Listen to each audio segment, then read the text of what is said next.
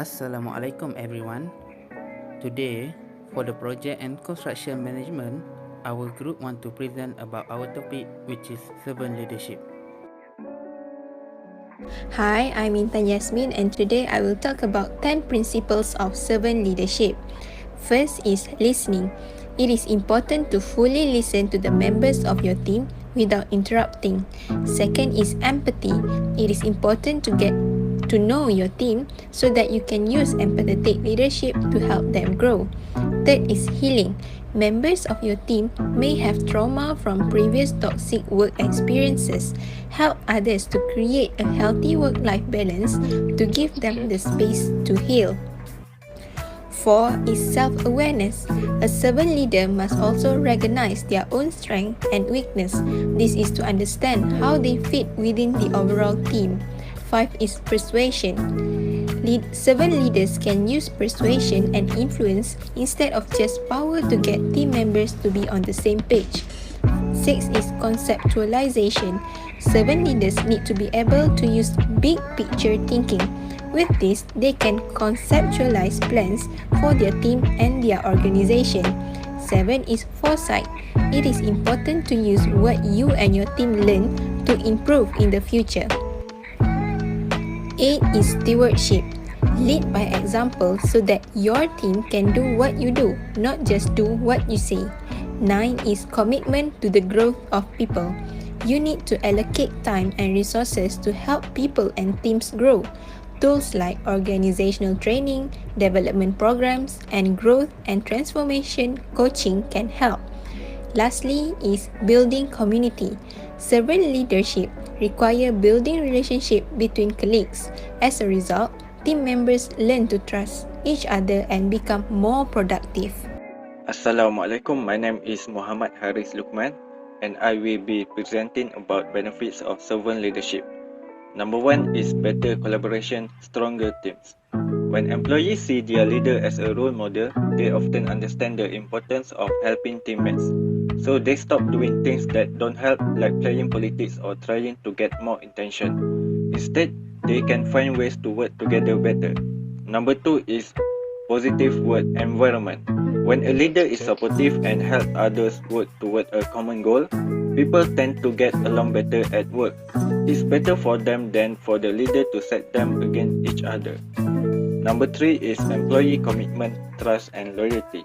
Empowering employees under the servant leadership model promotes alignment between their own sense of purpose and the company's core values and overarching mission. Employees feel that they can better realize their own potential and creativity when the leader values diverse individual strengths. Number 4 is greater organizational agility. Leaders that help others will help their teams.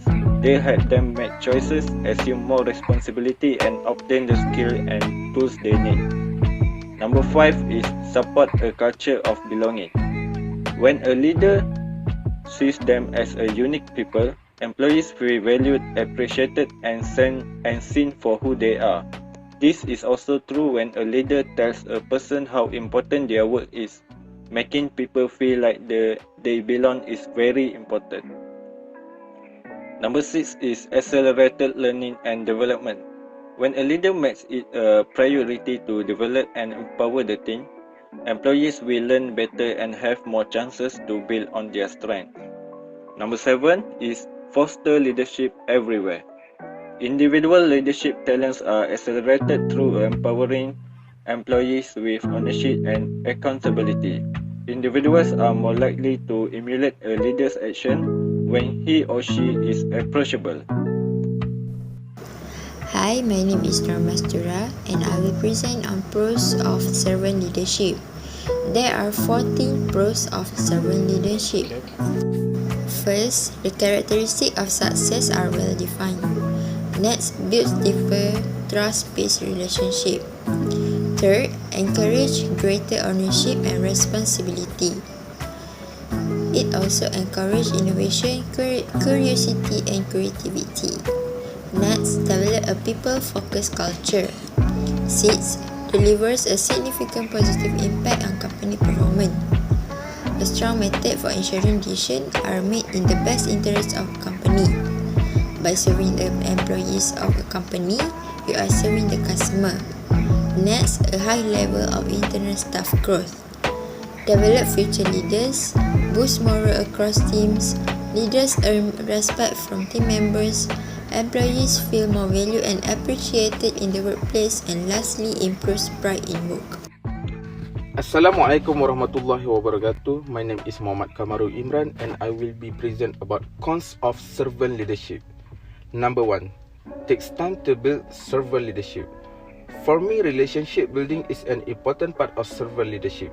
It is because team members need to be involved and the leader should take the time to understand team members to form relationship building.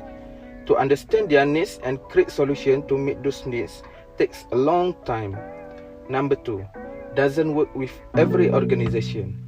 There are some industries that are inappropriate to use the concept of slave leadership. For example, a military leader becomes unimpressed because he does not have the power to make quick decisions whether to live or die that can affect his people. So, with that, leading leadership is very important, especially making decisions quickly. Number 3, the team may forget the goals. The team may lose sight of the organization objectives as a result of the strong attention placed on the holistic development of each team member. Keeping this in mind, a servant leader should learn to strike the delicate balance between the two without sacrificing the organization mission in favor of employee growth. And the last one, the motivational opposite. The motivation of employees may decline under servant leadership. The employee is extremely motivated to begin with since they believe their contributions are important. However, if the leader is required to intervene in order to address certain issues or obstacles, things may eventually turn for the worse. Hello, I am Muhammad Alif bin Muhammad Razif. Now, I want to explain how to become an effective servant leader. Servant leadership is important to build a better organization and make the organization stronger and grow big in the future. A servant leader plays an important role in the organization because as a leader needs to create a comfortable environment for the employees to make the employee feel like a leader, valued and respected in the organization. Here are some behaviors that make a person an excellent servant leader. Number 1 is build a great community. As a great leader, they certainly have the advantage of creating good relationships with others at all levels. They help increase efficiency and productivity within a team while also increasing the capabilities of the team. A great team definitely has great engagement as well. A good relationship with everyone can certainly increase the involvement of team members as well as increase organizational profits. Number 2, lead by example. Among the characteristics of a good leader is to give a good example to all. A servant leader should think of themselves as a steward rather than as a leader in order to form a good relationship with the employees. The example shown is like guiding a ship and focusing on the well-being of its people. As a leader, they must always be prepared to perform whatever task like the task they ask the other team members to perform. When your team members see you as a leader who is willing to do the same work as they do, it helps them increase their confidence and motivation to engage in their work. The last one is empathy. The nature of empathy is the nature of leadership that coincides with servant leadership. This empathy is like to you putting yourself in another's shoes. It helps you to better understand what they are going through and see things from their perspective by yourself.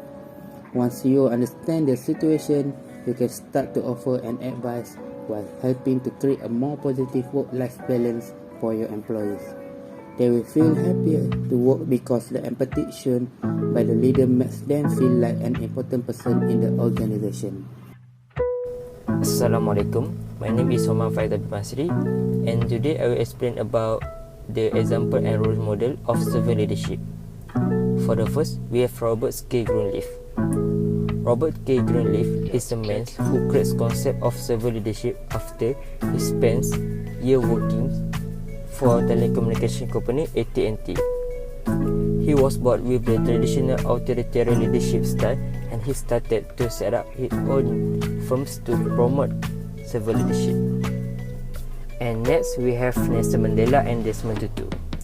In Nelson Mandela's life, he was suffering intense racism and violence for a long time and ended up got imprisonment by 27 years for conspiracy to overthrow the government. While Desmond Tutu is a leader of TRC and he was strongly advocated a non-violent resolution which is focused on forgiveness. Nelson Mandela and Desmond Tutu end up the circle of violence between the races by obtaining a more forward-looking path. The peaceful resolution was vital for the economic and social development of the nation in the long run. Both of the servant leaders have the ability to look ahead and take a wider view of the situation, while many focuses on short-term results. Servant leaders took a far ahead and see how the action we take today and can lead a better future tomorrow. And lastly, we have Mahatma Gandhi. Mahatma Gandhi is a father of India who fought for independence using non-violent methods. Mahatma Gandhi was a key figure in Indian struggle for independence and freedom from oppression. As a servant leader, his sense of compassion and empathy is coupled with the desire to help. Servant leaders like Mahatma Gandhi acknowledge the insecurities and doubt faced by the followers. They try their best to help followers overcome their drawback to become whole.